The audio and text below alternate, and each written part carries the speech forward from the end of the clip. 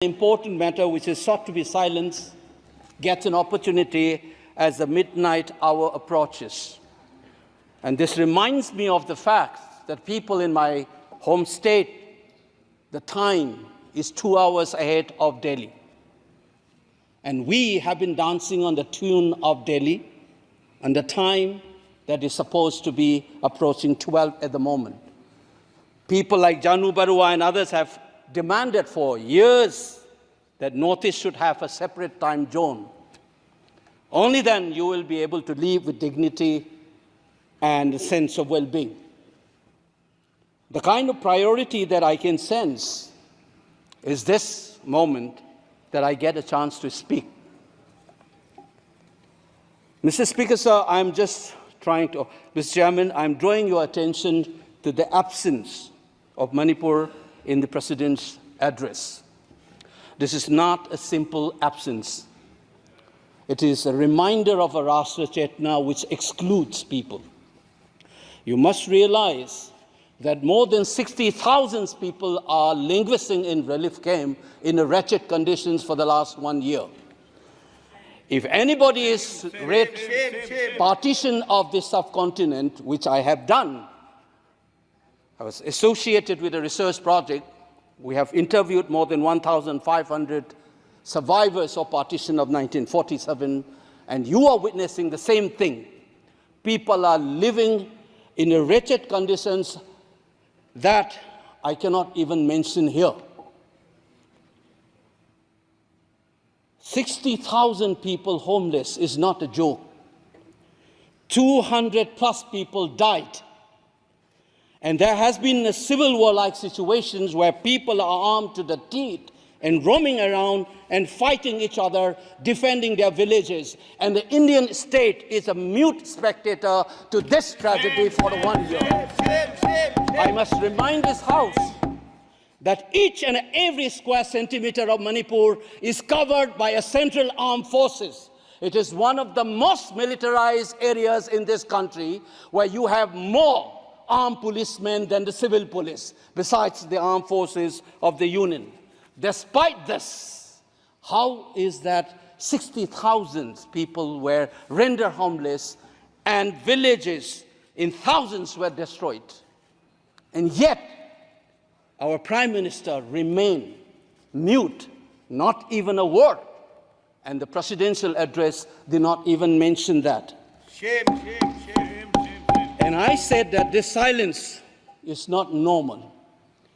It is a reminder of the fact which many scholars have said, that there is a continuity between colonial and the post-colonial period. Today we are observing a day where we begin a new criminal laws, seemingly discarding the colonial heritage. But as Ashish Nandy says, colonialism is a state of mind. It is a psychological phenomenon. It is an outlook, the way you look at the people, the way you look at the world. And the fact that this continuity is shown by neglecting the tragedy of a state, which is the 19th state of the Union. It is amazing to see that I get an opportunity as the midnight hour approaches to register this anguish and this hurt of the denial that this country has meted out to its own citizens in the state of Manipur. I must ask these questions to the House. Is this silence communicating to the people of the Northeast, and Manipur in particular, that you don't matter in the Indian state scheme of things? Major Laisam Jotin, who was awarded Ashok Chakra while grappling with suicide bomber, was a Manipuri, who was awarded Ashok Chakra. You are dishonoring his own state. Major Ngangom Joy Datta, who was awarded Veer Chakra while fighting for this country and doing his duty as a part of the peacekeeping force in Sri Lanka in 1987. You are dishonoring this man. You are dishonoring the likes of the youths who hold the tricolor in international platforms.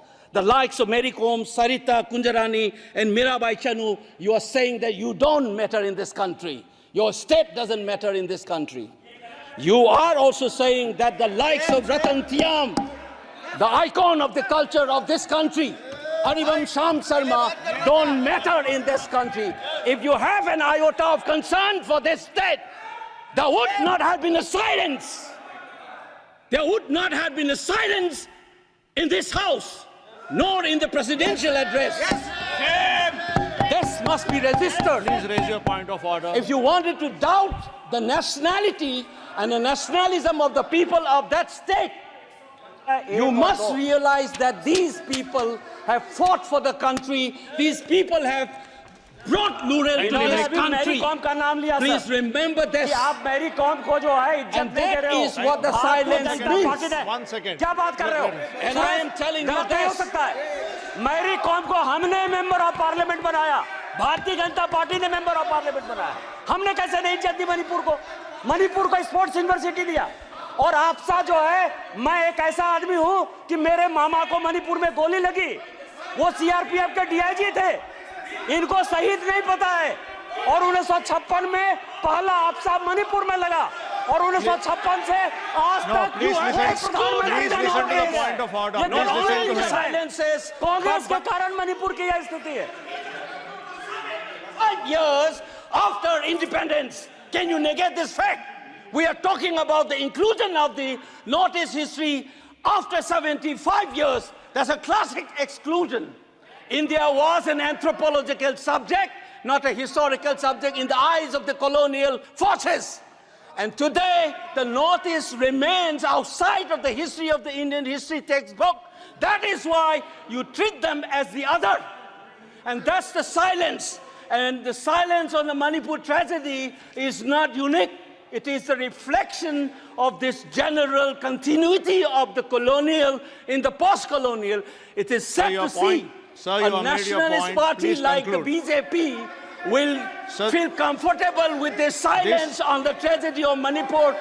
Keep your hands on your heart and think about the 60,000 people who are linguistic in relief camps. And those mothers, those widows, think of them. And then you talk about nationalism. Point is made. He made Only his point. then we will understand what this tragedy means. And Mr. Chairman, the hurt, the anger has thrown a nobody like me to be part of this temple of democracy. Beating the BJP cabinet minister, think about the pain. If you hear an anxiety, anguish, and a pain in my voice, please go back and see those 60,000 people linguisting in the relief camp. Don't talk about partition remembrance till you bring that. I would keep quiet the moment the Prime Minister opened his mouth and a nationalist party says that Manipur is part of India and we care for the people of that state.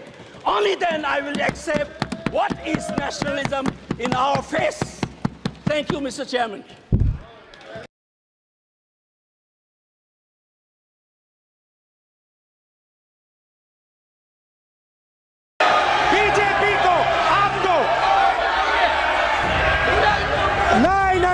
नहीं, नरेंद्र मोदी जी पूरा हिंदू समाज नहीं है, BJP पूरा हिंदू समाज नहीं है, RSS पूरा हिंदू समाज नहीं है।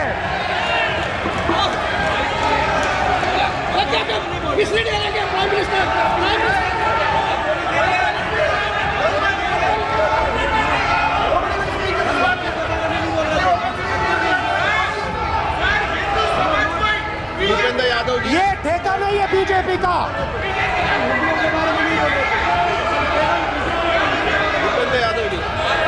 बोलना चाहते हैं ये सब हिंदू हैं यहाँ पे, ये सब हिंदू हैं। कि 3 बार नरेंद्र मोदी ने टेस्ट किया, 2 बार क्या मैं अयोध्या से लड़ जाऊं, और सर्वेयर्स ने कहा अयोध्या में मत लड़ जाना, अयोध्या में मत लड़ जाना, अयोध्या की जनता हरा देगी। और इसीलिए प्रधानमंत्री वाराणसी गए और वहां बच के निकले। नमस्कार, मैं रवीश कुमार। नेता प्रतिपक्ष के रूप में राहुल गांधी का पहला भाषण कैसा था? इस सवाल का जवाब आप खुद भी हासिल करें, उनका वीडियो देखें, क्योंकि आज का भाषण ऐसा था कि आप केवल राहुल गांधी का मूल्यांकन नहीं कर सकते, सरकार का भी करना होगा और स्पीकर का भी। 10 साल में आज पहली बार देखने को मिला कि जब नेता प्रतिपक्ष बोलने के लिए उठे तब कैसे पूरी सरकार